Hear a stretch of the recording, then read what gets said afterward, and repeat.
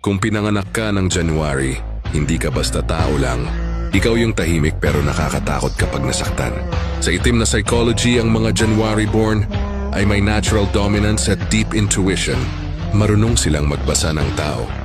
At kapag minanipula mo sila, ikaw mismo ang mauubos sa laro mo.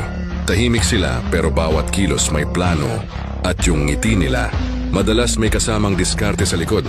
Hindi sila nagpapakitang galit, pero kapag na-trigger mo ang pride nila, kayang-kaya nilang sirain ka ng hindi mo napapansin.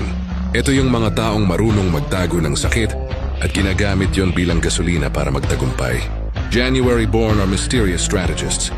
Hindi sila mabilis magsalita pero kapag nagsalita, lahat nakikinig. Hindi sila pinakamaingay pero sila ang may pinakamalakas na presensya. Kaya kung kakilala mo ang isang taong January ang birthday, huwag mo silang maliitin dahil habang abala kang mag-ingay. Sila tahimik lang pero inaayos na nila kung paano ka lalagpasan.